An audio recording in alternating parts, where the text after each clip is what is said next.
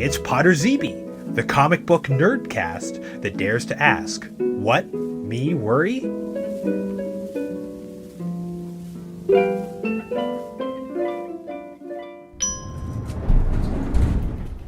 All right, we're here in the Heroine Worship Department.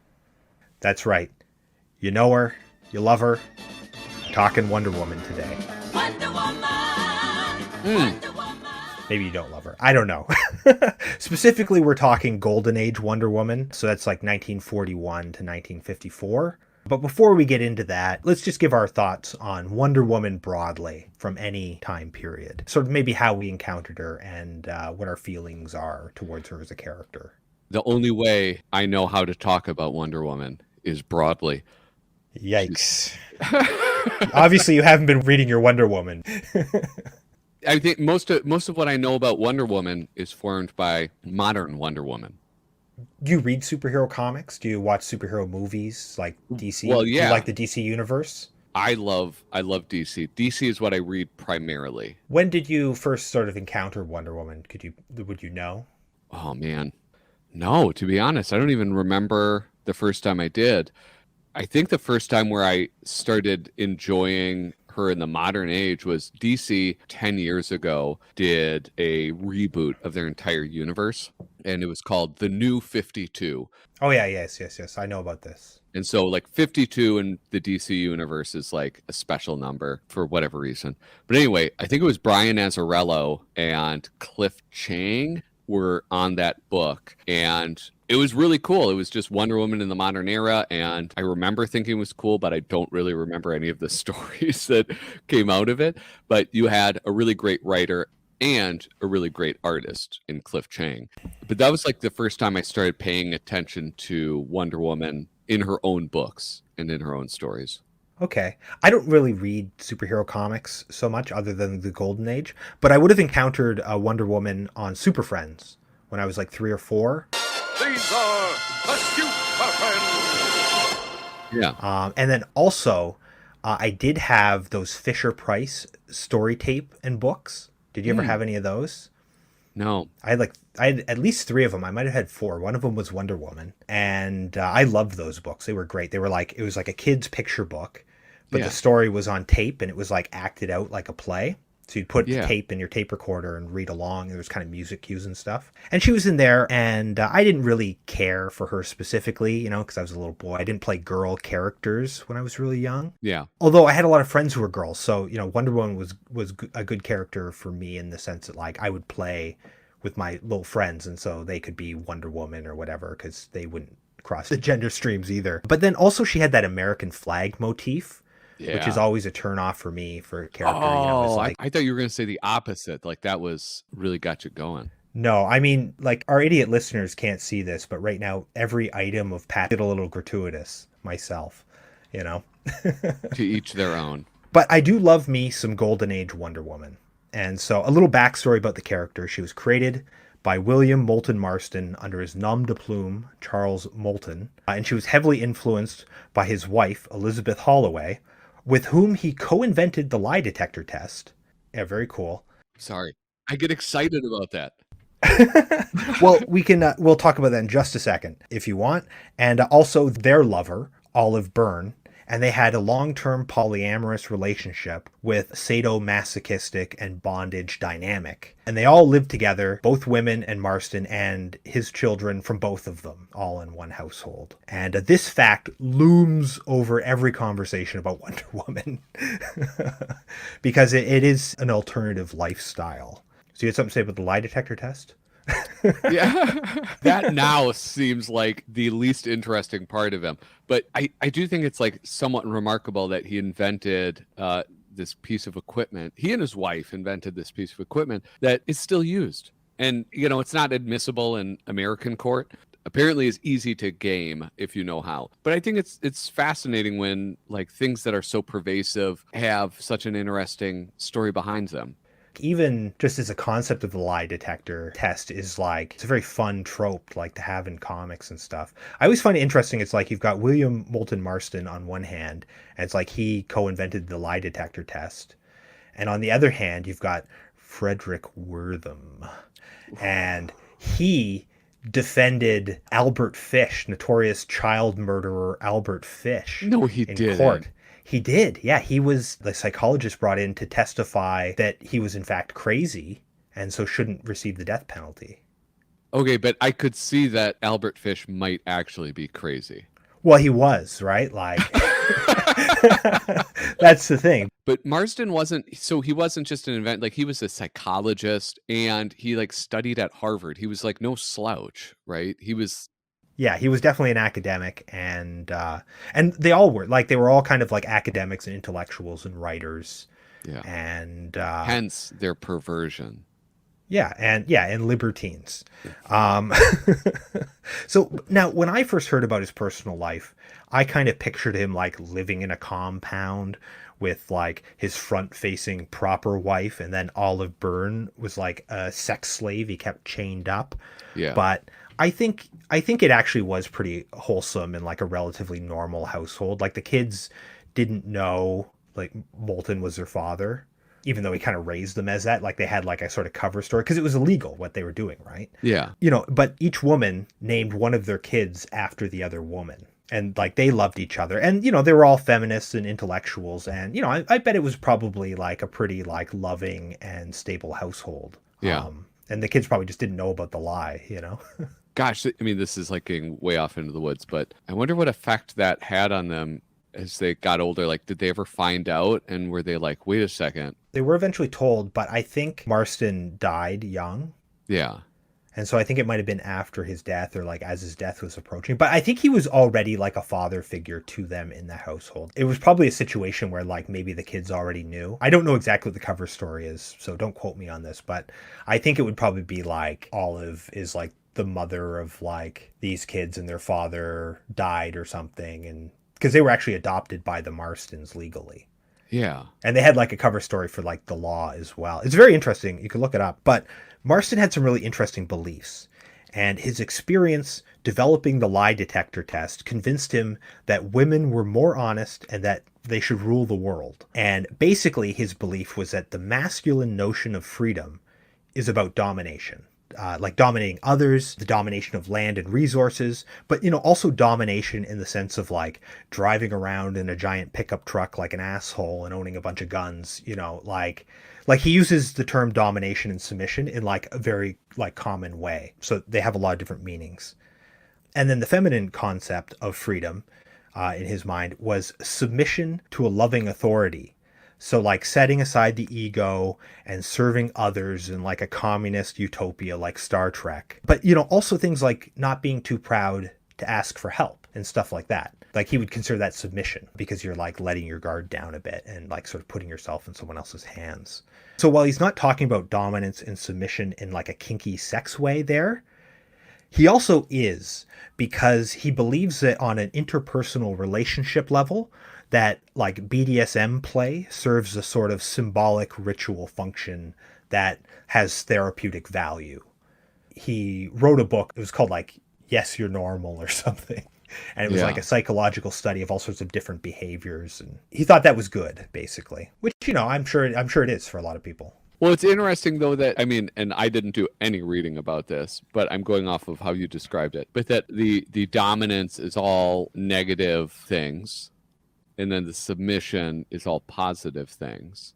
I don't think so, no, because look, I can't explain it well enough, but he had like a 2-axis panel. Yeah. So it's like dominance and submission, they would relate to certain situations.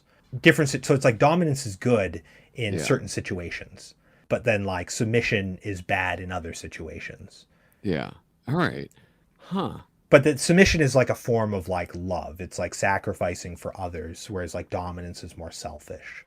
Okay. Well, and this is where in one of the stories that we read, I think those themes come out really, really strongly. Yeah. So let's get to him making comics. So in 1940, Marston was interviewed in Family Circle magazine, where he talked about the untapped potential for the comic book medium. And he name-checked all American publications as being sort of better than others for like giving a positive message with their superhero comics, like The Flash, Green Lantern, Hawkman. And this got the attention of All American Publications head, the publisher, Max Gaines, who was William Gaines's father. Yeah. William Gaines, publisher of Mad. At the time, the moral panic around comics was probably already brewing. And since Marston had name-checked him, he actually hired Marston as an educational consultant. And then in 1941, he creates Wonderwoman as psychological propaganda for the type of woman he wanted to rule the world. How do you feel about that? Keep in mind, this is like in World War II. This is going on after living through World War I. So you have to think about the world he lives in too. Like, war is pretty big deal, It was a pretty big deal. It's not, yeah. So like in the United States, that's where most of our listeners are probably in. But like the World War I in Europe was devastating. Yeah. Meat grinder is a term usually here. In the US, it was a big deal, but it wasn't like we didn't feel the effects. Like we came in for like the last year or something, didn't we? Like we just. Yeah. You made a lot of money. Yeah. We came into party. And then it was all wrapped up. But still, I mean, like a lot of people lost loved ones. And now we're in the beginning of World War II. It's very clear reading the Golden Age Wonder Woman that like lessons are being taught. Yeah. And it feels different than just the sort of surface level lessons that are taught in other superhero things like crime. Don't do crime, guys. Yeah. These are like social emotional lessons and interpersonal relationship dynamics that are trying to be explained to children. And they're very heavy-handed too. Like he uses like really funny things like the names of the characters and stuff in funny ways. Okay, so I've got a quote. So I just want to compare what William Marston felt about Wonder Woman and what your boy, Frederick Wortham, felt about him. I'll read Marston's and then you can read Wortham's. Women's strong qualities have become despised because of their weakness. The obvious remedy is to create a feminine character with all the strength of Superman, plus all the allure of a good and beautiful woman. So, he's an early feminist, but I think if someone were to go out and say that now, you'd probably get punched in the face by a woman. A first wave feminist would be like, oh, hell yeah. But a modern, like kind of third wave feminist would be like, a modern feminist would have that reaction you're talking about. But if your grandpa said it, you'd be like, oh, okay, I guess he's pretty progressive or whatever, because whatever. But, the language does sound like, because of their weakness, it sounds like something that like Jordan Peterson would say or something, Only William Marston loved women and Jordan Peterson hates them. He's married to one. That's so she can't testify against him. All right. Here's what Frederick Wortham thought of Wonder Woman.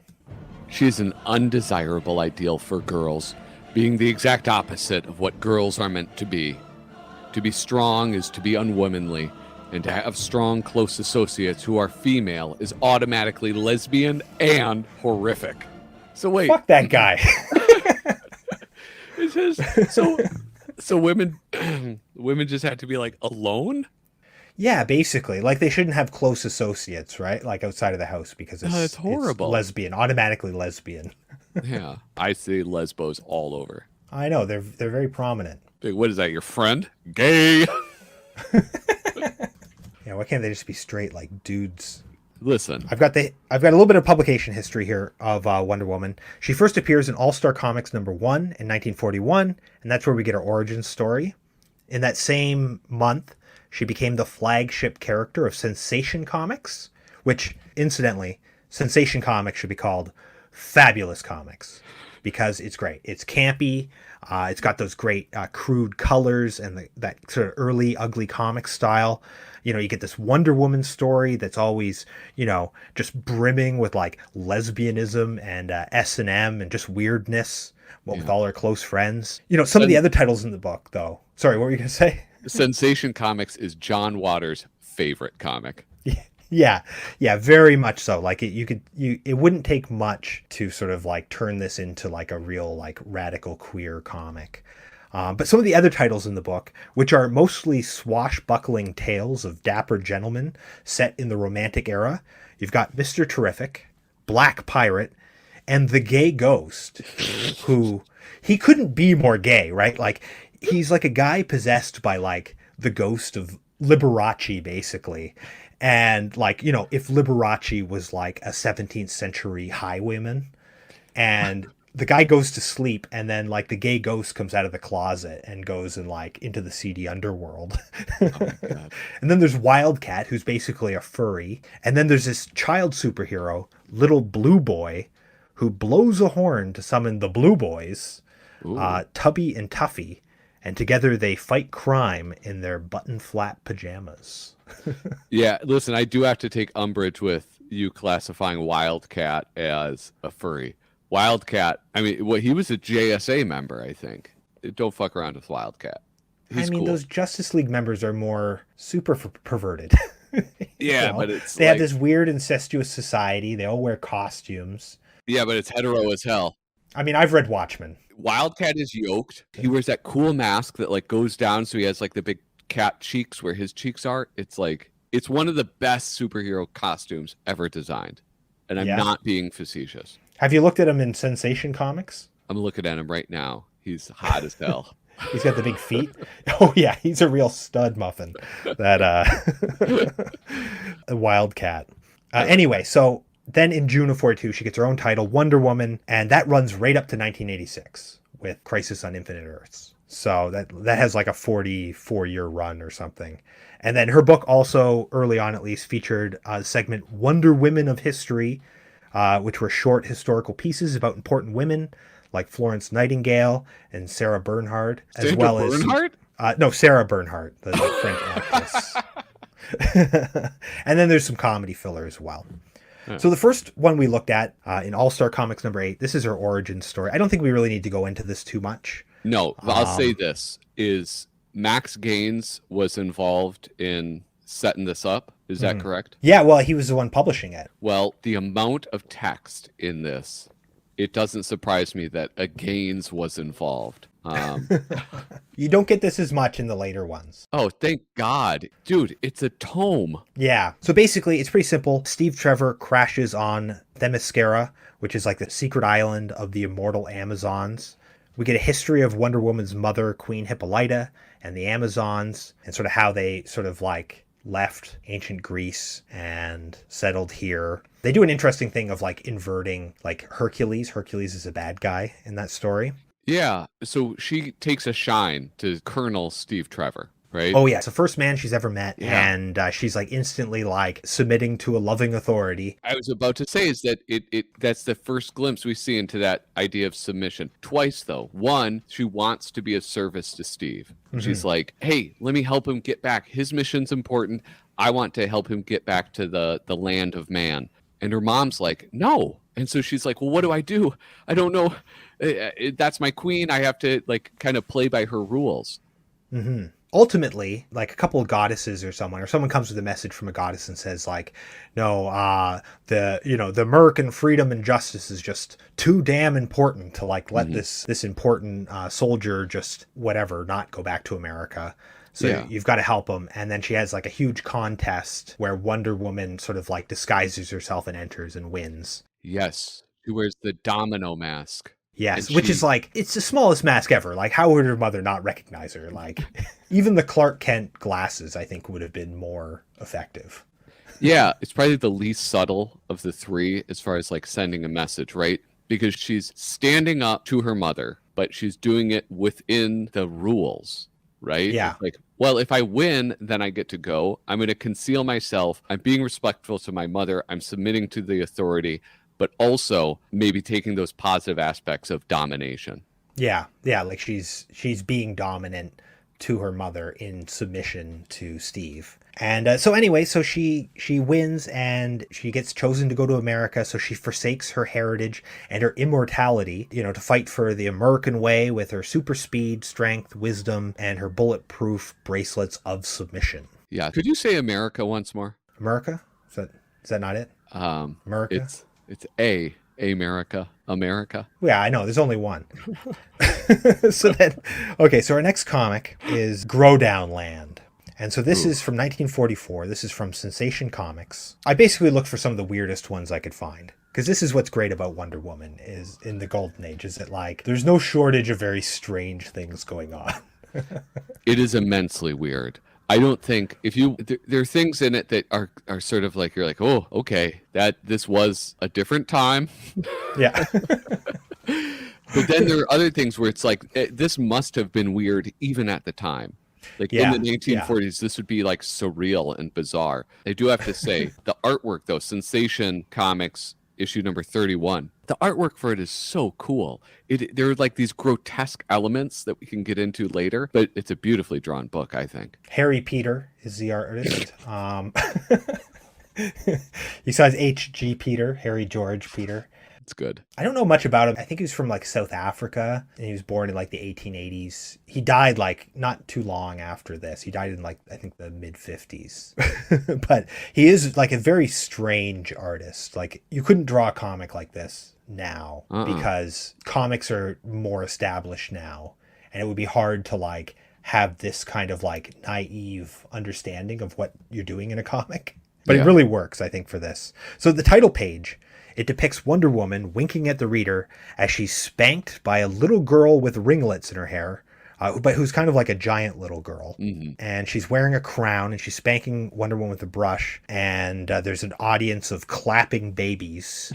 And the narration posits this concept of Growdown Land, a paradise dimension that small kids can access psychically and where babies are the ruling class. As you grow, you stop believing in Growdown Land, and you forget about it, and you can't go there anymore. But Wonder Woman retains something of a child's spirit, so she can still go there.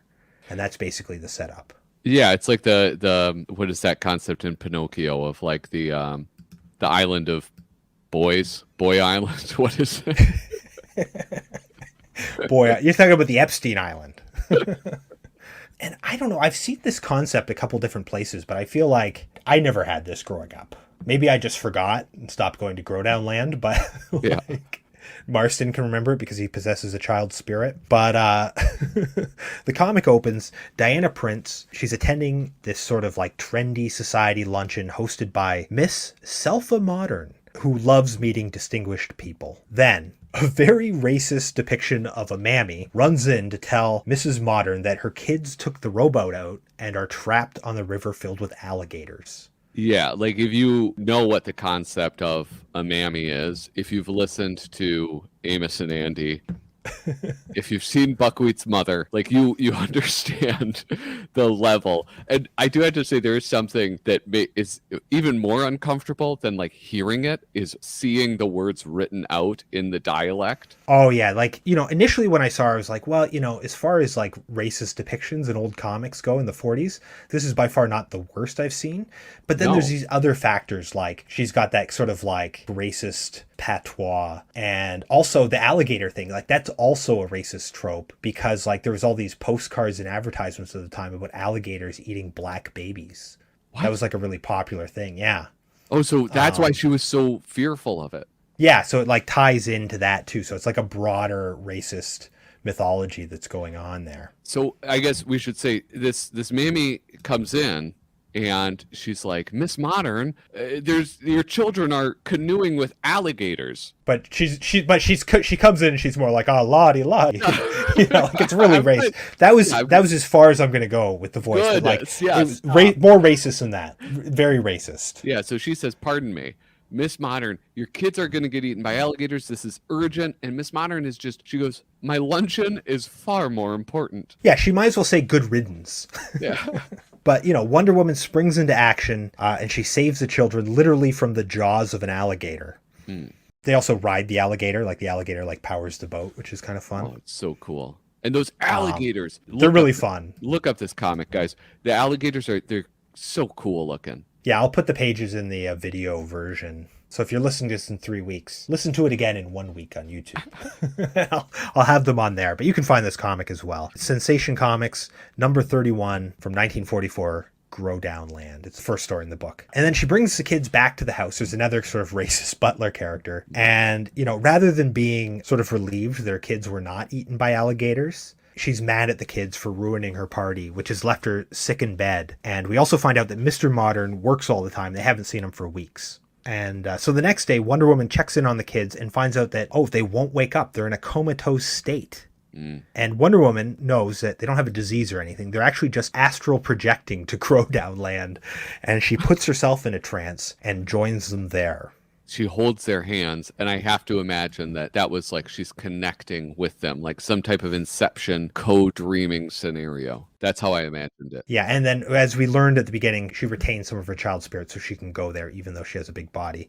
And then when she arrives at Grow Down Land, it's kind of like the first room with the River of Chocolate in Willy Wonka and the Chocolate Factory. But if it was like populated by like babies and small children, like there's candy canes and ice cream growing there. But there's also these weird fascist elements everywhere. And I kind of thought that the point was going to be about that somehow, like fascism was an immature ideology. But, spoiler alert, the message is basically the opposite of that. I didn't notice any fascist elements, except I guess those smart little caps that the police children are wearing. But this is where the illustrations, I really enjoy them. You have all of these children dressed in these childish adult outfits, like as judges, sucking on a candy cane, or a police officer on a rocking horse, yet still brandishing a blade, like a knife in her belt. And it's like this fun juxtaposition of children in children's clothes toying with these adult elements. And there's some like good proto chicken fat in this. Like chicken fat wasn't like defined as a term yet, which it's the little details in the background.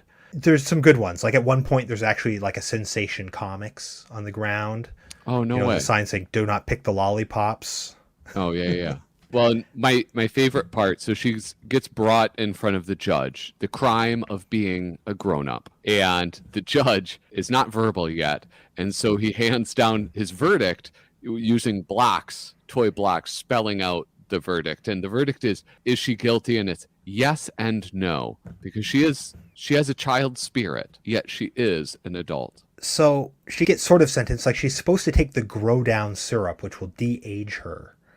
But before she does that, Babs Modern, the daughter of Mrs. Modern, uses Wonder Woman's lasso to bind Wonder Woman so that she's compelled to obey. She basically becomes her slave. And we learn that slavery is legal in Grow Down Land as long as it's an adult. So before they give her the magic medicine, they send her to kidnap Miss Modern and Mr. Modern. And we see that Miss Modern is like, she's not actually ill. She was just faking it. And she's actually going to another party. She's happy her kids are gone, are dangerously ill.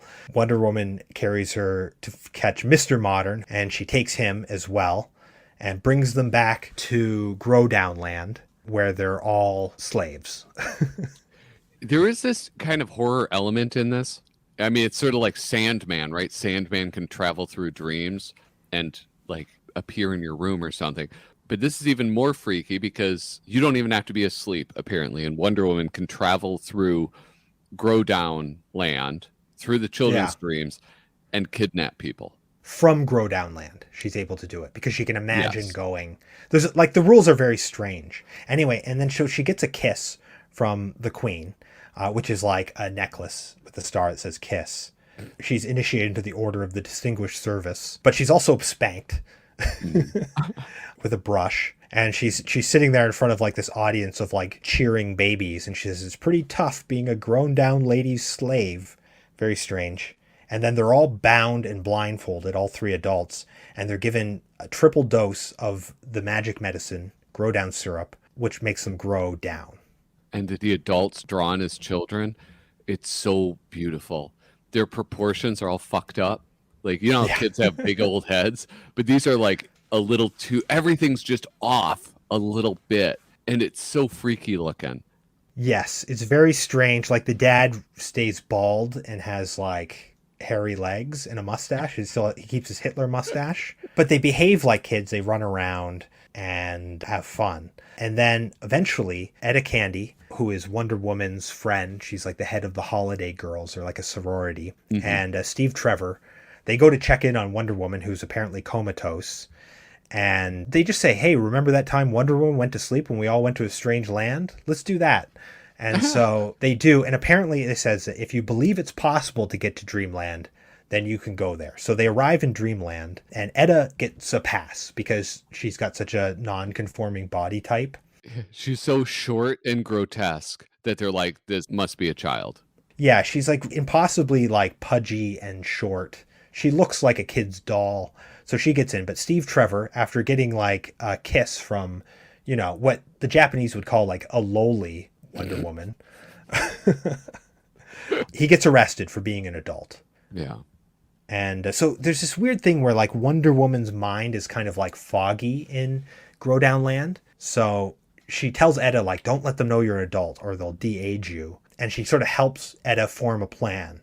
And so they go to this sort of like place. This is like the Island of Boys or whatever, where all the kids hang out at night. And they hang out there because there's lots of lights and they're scared of the dark. Yeah. So Edda puts a penny on a light bulb. This is the best part. They like that. They explicitly teach children how to blow a fuse. I was like, that's very dangerous. Like, I'll put this penny on the light bulb and screw it back in the socket. That'll blow a fuse and put the lights out. What? I have half a mind to try it. I feel like it's something you probably shouldn't do. And anyway, so the lights go out, the kids go into a panic. Edda says, I started a panic. Some of these kids will die of fright, which I'm assuming she means not literally. So they go and get Steve because he's the only adult. And he uses a penny because they don't have fuses because they're stupid kids. He uses a penny to actually restore the lights. Yeah. Which I didn't know about this either. But he does say it's a temporary fix. Yeah, they're shorting the circuit and it's not safe. So, yeah. It's like an emergency measure, basically. And they're like, gee, you're smart. And then suddenly, out of nowhere, Wonder Woman realizes that the key to Growdown Land is that children imagine things which will become real to them. But the minute she realizes that Growdown Land itself is imaginary, she grows up. Yeah. And so she does, and then she grabs all the like adults that are either adults or kids and rush back. And having learned what it's like to be a kid, the modern family, they're respectful of their kids again. And Steve boasts about getting a kiss from Wonder Woman, even though she was 9 years old at the time. And it's like kind of creepy, you know? Yeah. Like it's more creepy to boast about it than to like have it happen, you know? Yeah. Like if it was like if he would have been chill about it and like not brought it up, it would have been fine. Like, okay, it was Growdown Land. It was weird, but don't brag about it. The fact that he's thinking fondly about it is kind of suspect, I think. It's alarming, yeah. So what do you think of this comic? I really enjoyed it quite a bit. You know, compared to that, like the first foray, right? Her first appearance, the artwork is better. The story is more interesting because there's fewer words. Yeah, the thing that stands out the most is the fact that in a modern comic, this would have taken like half a year to tell the story. But in this, it's just like, okay, well, Edda and Steve are there now. And because they remember how to get there. Yeah, it's like one of 7 stories in the book. Yeah. For 10 cents. Yeah, it's unbelievable that they pack so much into it. And the bummer about it is that it's like very jarring transitions sometimes. But then again, it was not written for like how modern comics are written for adults. This is actually written for children. You know, the whole thing is just so stupid that like it's hard not to love it, you know, like the whole concept of Growdown World, the way the plot sort of comes together, like Miss, what's her name? Miss I'm a Modern, or Miss, what's her first name? Miss, Selfa Modern. Yeah, it's Selfa Modern. Yeah. The alligators. Like it's fun. It's a lot of fun, but it's also like, oh my God, ridiculous. DC Comics has a lot of that in their history, like just very strange, bizarre things. Like with Captain Marvel, there's a lot of weird, like the Monster Society that they have that are just totally whimsical. And when good writers in the modern age get a hold of them, it's awesome. Like Grant Morrison, when he writes comics with all of these like weird characters, they're amazing. Yeah, like nowadays it'd be like an edgy Wonder Woman story where she goes to Growdown Land and like there's like something really fucked up going on. Like it's like where kids who are being abused sort of like go to escape or something, and there'd be like a child ring or something going on. Yeah. Whereas this is it's so just goofy. Yeah. But then there's also this element of Marston himself. And so one of the things Marston wrote about was sorority initiations. And so Olive Byrne was in a sorority and she kind of like snuck him in or somehow got him in so he could observe some of their initiation rituals. Yeah. And he was like totally fascinated with what he called the baby party, where these sorority girls would like dress up like babies and like they'd be like punished and spanked by the older girls. Yeah. So it's like, then you read this and it's like, there's some interesting, like, symbolic messaging that he's trying to go for here that's like not very clear because it's so bizarre. And his theories are kind of like, they're not really very accessible unless you're like, a psychologist. It's like a Jungian or something. Yeah, well, and they're not very straightforward. Except when they are, like this one. Exactly. I was going to say this one it's a lot more clear. This next one that we're going to talk about is Wonder Woman issue number 22. This is from 47, and the story we're reading, so this is from Wonder Woman, so I think there's like 3 or 4 Wonder Woman stories in here. This is the last one. This is Jealousy Visits the Winged Women of Venus. We can jump right into it. The Holiday Sorority is helping Professor Astronomo. Yeah. Hey, guess what type of science Professor Astronomo studies? Phallic rockets. That's what he studies. Because like every time you see him in frame with this rocket, it's like positioned as if it's like his giant erection. And it's like even the way the girls are positioned on it, there's someone here like kind of like polishing the shaft. Oh my God. Very bizarre. And so Beta Lambda, that's the Holiday Girls, they're assisting with this rocket development. But meanwhile, a pledge to Beta Lambda, Gel OC, she's angry because she wasn't asked to participate, and she's a real bitch about it. There's no other way to say it. You know what? I mean, this is how I read it, is that she really wants to be a part of it, and she's eager, and then they overreact. I don't know, because right off the bat, he says his response is, she's like, can I please work on the rocket, Professor? Like, first of all, she's not nice about it. She's thinking, I'm just as good at science as those other girls, only they vamped the professor. I'm going to ask Astronomo. So she's basically saying like, oh, they're just a bunch of sluts. And that's why the professor picked them. That's her thought, basically, right? Like to vamp someone is to like kind of seduce them. And then he says, it's almost finished and you really haven't shown enough scientific ability to be trusted on it. I'm sorry. Which is fair, right? Like she's a freshman. That is true. But her response to that is, scientific ability? Blah! You don't know half as much as I do. You're a lot of sneaky chislers. Or chislers. I don't know how to pronounce that word. I think Chisler. And so they take her to the beta rooms because, as Edda says, this jealous babe needs some discipline. Now, this is where we get into, like, I guess a recurring theme, which is punishment, like explicit punishment that, I mean, in this case is tied to humiliation. So Etta Candy, snacking on some candy at her table, has this girl dressed up like in a little kitty cat outfit with like paws and a mask and a bikini. And she's making her eat off of the floor like a cat. And there's also a girl holding like a canoe paddle there. So there's an implication that she's been paddled. And the mitts are actually like bondage mitts. She can't use her hands. So like they've sort of like, she's bound in a sense in this humiliating, highly sexualized costume. And they're teasing her saying like, jealous cats can't even eat their cream like normal girls. If you can't eat it like a human, lap it like a cat. Yeah. And she's so hungry. She wants to be in the sorority so bad. She eats her food, but the whole time she's just like miserable about it and like wishing ill will on them. And so they lock her up in the neophyte cell, and so that she won't interfere with the launch. And there's like this, she does not miss an opportunity to humble these girls because it's like a barred window in the sorority, which is interesting. And she goes, the girls put these bars on themselves. They're easy to pry off. It's like she wants to be a member of this group, and it's like she's not willing to like abide by the rules. Like they put bars on the windows, but you can get out. So the bars are just symbolic, right? But she's just like, fuck them. I'm the best. I should be in charge. And she climbs out the window like a little spoiled brat with tied up sheets, which rip. And luckily, Wonder Woman, Diana Prince, had been invited to the rocket launch, and she uses her super speed to sort of turn into Wonder Woman and catch her just in time. Well, they say no good deed goes unpunished. Wonder Woman saves her, and then she's like, bro, were you escaping from the neophyte cell? And she's like, yeah, but they were just being mean. She lets her go. She does say the betas are a little severe, so she's like, I'll cut this girl some slack. Yeah.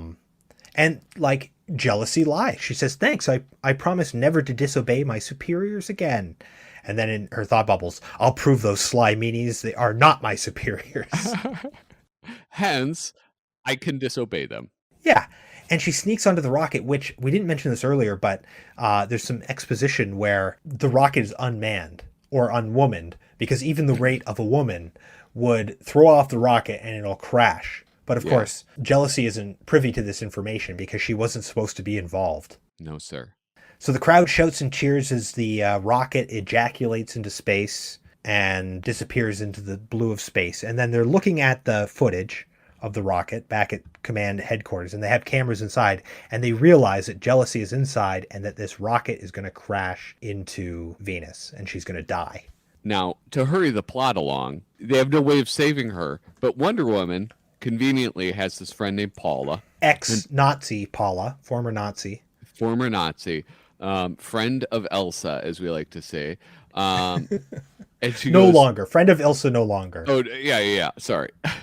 She says, hey, what's up with your magic lamp that can send people anywhere in the galaxy? She gets zipped on over with these beams. They materialize her onto Venus. And she can't bring her back right away. So it's not working. It's a one-way trip for now. They're going to be able to bring her back later. And so the rocket is heading in fast. Wonder Woman arrives just in time. I noticed the rocket kind of becomes less phallic at this point and more like boob-like, I think, as it's landing. Maybe I'm reading into that too much, but Wonder Woman catches it and she takes Jealousy prisoner because she doesn't want her to become jealous of the lovely winged Venusian girls. Yes. And so Venus is another like all woman planet, only they have like beautiful fairy wings. And Queen Desira arrives. Well, and then so they imprison her, right? Queen Desira is like, listen, we have a prison in name only. You can kind of come and go as you please. We're faster than you. We'll catch you. Yeah. We bind the wings of the other Venusians so that we can catch them. Yeah, so she's not doing hard time or anything. No, you got an ankle bracelet.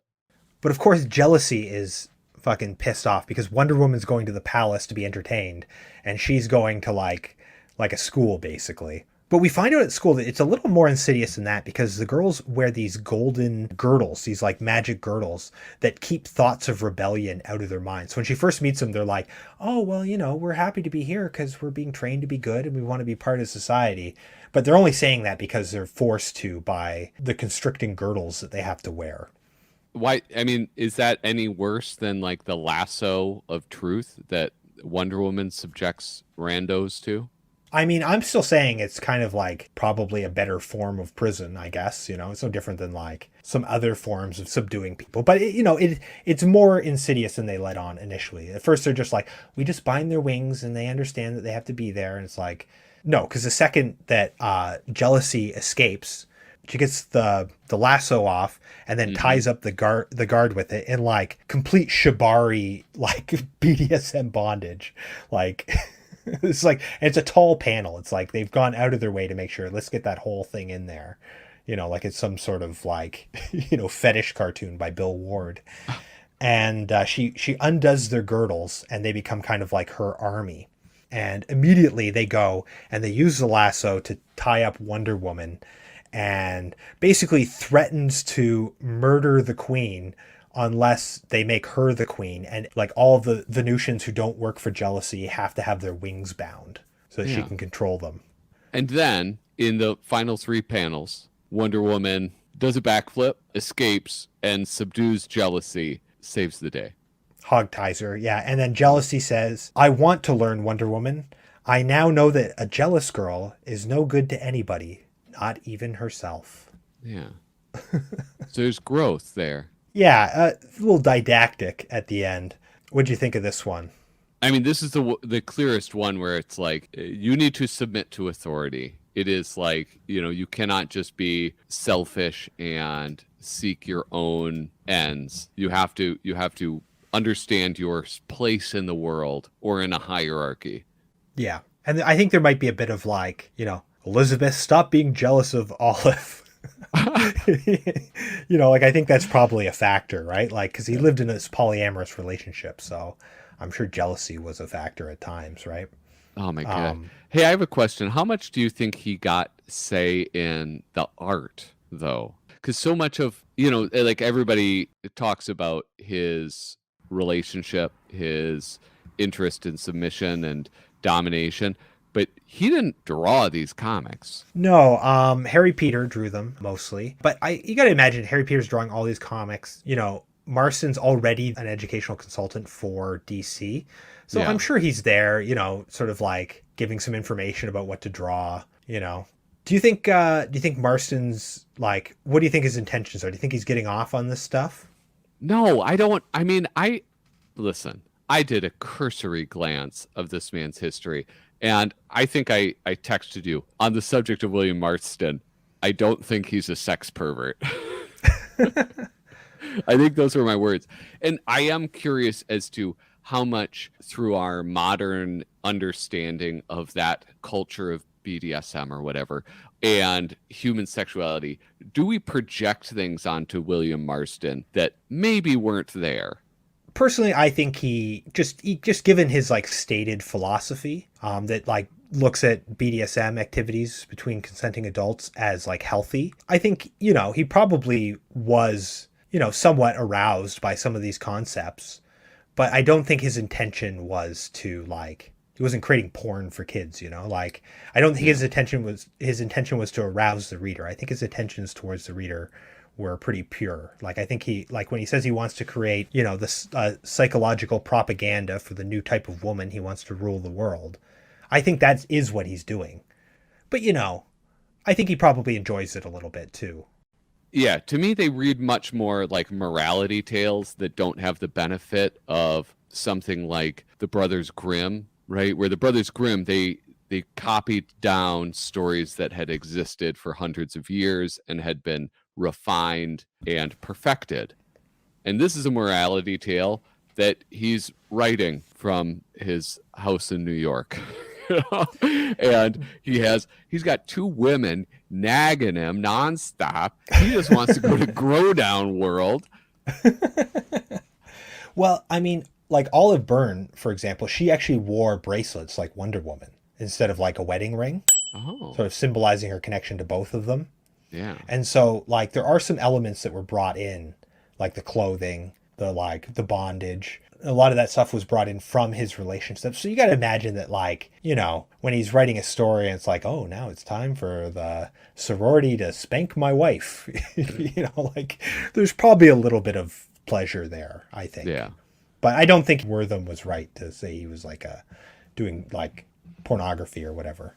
Yeah. So let's just fly through this one really quick. But we also looked at Woman Wonder from Mad Magazine number 10. And I checked with the Mad cover site. And as near as I can tell, this is the only real Wonder Woman parody other than a Mad look at Wonder Woman in, I think, 2017 that Mad ever did. I don't think they did like Linda Carter's Wonder Woman or the Wonder Woman movie as a parody. So it's just kind of this. No, I don't think so. So we can skip the whole first page. Well, before we do, the art by Bill Elder, and God, it's so much fun to look at. You talked about chicken fat before, and oh yeah. He like coined the term, and he certainly is pretty fucking good at it. Well, I'll mention this now then. There's a great piece of chicken fat running throughout this whole thing that I just love. It's this weird sort of like hunched over gorilla monster chasing the woman. Yeah. And it appears here in the background and then running the other way. And then when they're in the plane, they're like parachuting. And then they're on the island. And then nice. In the cave, they're carved into the wall. Oh, wow. Then they're on the cover of the newspaper at the end. So it's like a great bit of like a running gag in chicken fat. Yeah. And this whole comic, this is honestly one of my favorite, if not my favorite, Mad Magazine parody or like Mad comic parody at least. Because it's got everything. It's got, of course, Kurtzman and Elder. That's my favorite combo in these Mads. It's got sex appeal. It's violent. It's subversive. It's playing on a comic, so they get to like actually play with the medium in an interesting way. Yeah, it's just definitely one of my favorites.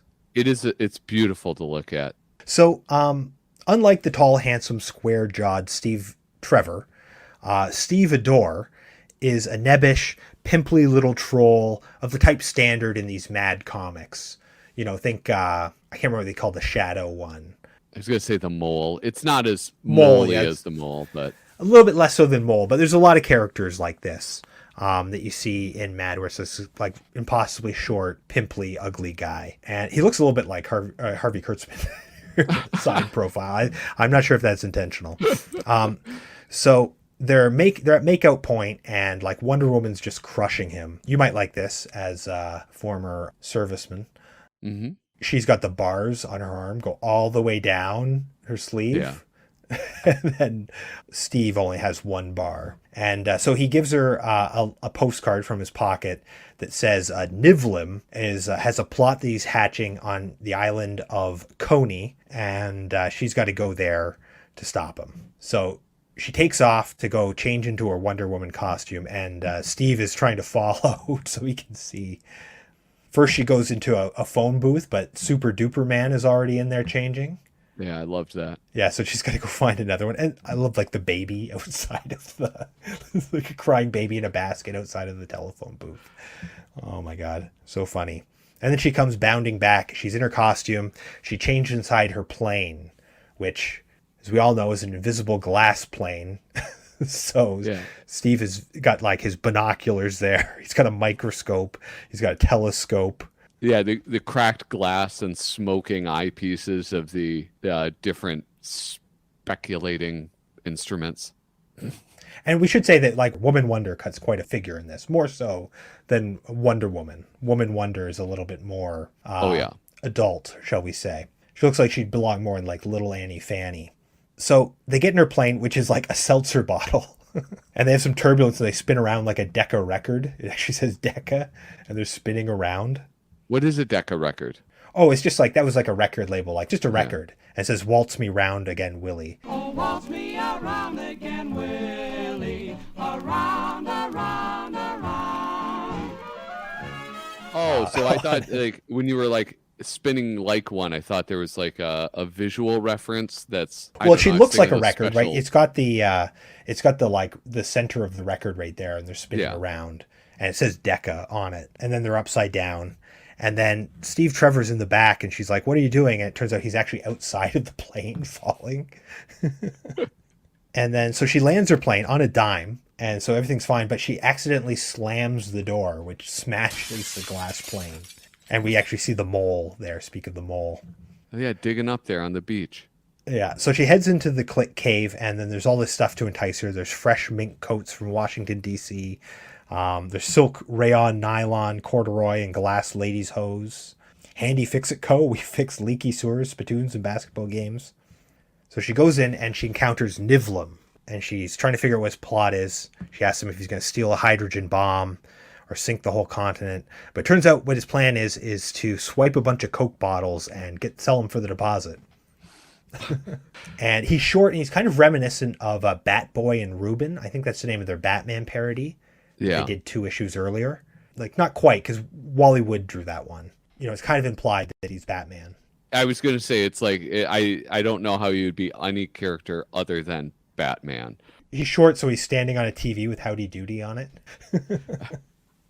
Well, and his cape is the length for a full-sized man. And so when he gets down from the TV, it's like bunched up at his feet.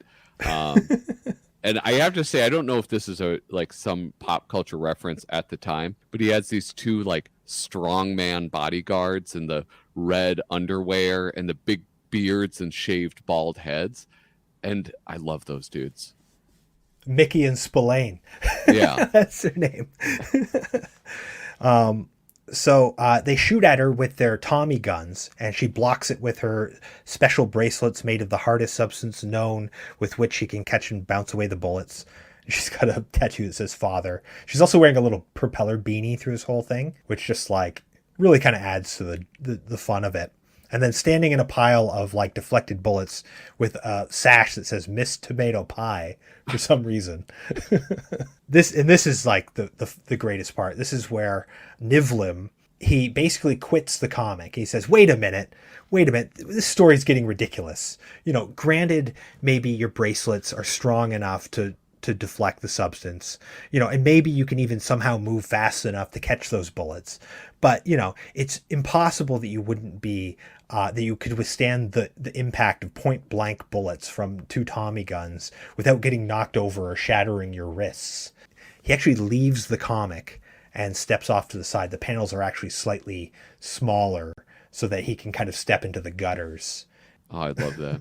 Well, it's funny what you were saying about we're here like it says Miss Tomato Pie for some reason. And that could be said of like 90% of the chicken fat in this cartoon. Just like these little things slipped in for some reason. The slingshot like taped to her leg, and then you have these random tattoos that appear throughout the comic on different parts of her body. But I do feel like the Miss Tomato Pie is like especially weird. It is, yeah. So anyway, like Ben Shapiro, he defeats her with facts and logic, but he promises that in return for her gentlemanly conduct, he will not harm a hair on his head. But unfortunately, Mickey and Spillane will, so they beat the snot out of her with brass knuckles. It's very violent. And then she's tied up, but she uses her vibrating powers, which we didn't actually encounter this in the comics that we read, but that was a really common trope in Wonder Woman, is that she would vibrate really fast to get out. And they have her like in like a milkshake mixer. Yeah. And then she says, okay, I'll just knock them out so that I can save the day. But she decides to kill them anyway, leaving her John Hancock with the Tommy gun. And it's like visually, I love this. Mad, it appeared in Mad a lot, even as a magazine, but people being shot in the head, and you have like this very large circle where it has like, they draw like a little 3D effect where it's like just a little perfect hole punch right in their noggin. I don't know why I love that so much. So then she tries to, she's weakened from the battle, but she tries to use her lasso, which also requires vibration, to her impossibly strong platinum mystic lasso. But it turns out that Nivlin hawked it years ago to pay for his Coney Island hideout. And so all she's got left is she tries to call her plane, her invisible plane, but she forgets that she had smashed it earlier. So just a pile of broken glass just lands on her. And so then she's sitting there. She's in a pile of broken glass, just reaching up. She's all cut up and she's crying. And she says, I'm helpless. All I have left to save my life with is my feminine charm and beauty. And she lifts her tearful face to him in supplication. And that moves Nivlin. Yeah. But it mostly moves his hobnailed boot to smash in her tearful face. And he just like jumping on her, and he like football punts her right through the goalposts. And she realizes that, wait a second, you're not Nivlin, as he says, I'm sick of you knocking me down in boxing and beating me at roller derby and in thumb wrestling. And now I'm sending you back to the kitchen, sweetheart. And it's revealed that actually Nivlin was Steve Adore all along. And they get married, and Diana Banana is now content with the normal female life of working over a hot stove. and it says, and Steve can even knock her down in boxing. And we see Steve sitting on his like recliner chair. Wonder Woman's just looking miserable in the kitchen, like so many Greatest Generation mothers. And like the food's on fire, and there's these awful brats running around. And it's a real inversion of the Wonder Woman story. Well, and especially understanding Marston's motivation for Wonder Woman, it makes it so much better, this inversion of it. Kurtzman's having none of it. He's like there's no respect for like Marston's, social engineering project. Absolutely none. This is deliberate disrespect, and it's hilarious. Yeah, it's just as much schlock as any other comic to Harvey Kurtzman. So there you go. What do you think of these comics that we read? I think they're great. I have to say I'm partial to the Mad Woman Wonder. I will say this does make me want to go back and read some more Golden Age Wonder Woman. Oh yeah, they're a blast. Like anything in Sensation, anything in Wonder Woman up until I think at a certain point Harry Peter stops being the artist. I think there's like a new artist that gets brought in. Okay. But like all the Harry Peter stuff is like, it's all like that. I remember I was teaching this class on comics. And so I was doing a little bit of history of comics every class.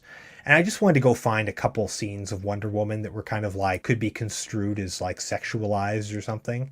And I just remember realizing like, Oh, this is very easy to find. It's in every single issue multiple times.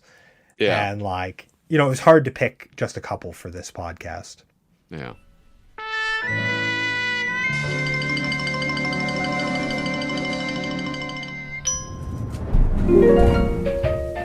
Thanks for watching, idiot. Hit like and subscribe. And hey, if you want more black PODRZEBIE podcast, check out the links in the show description.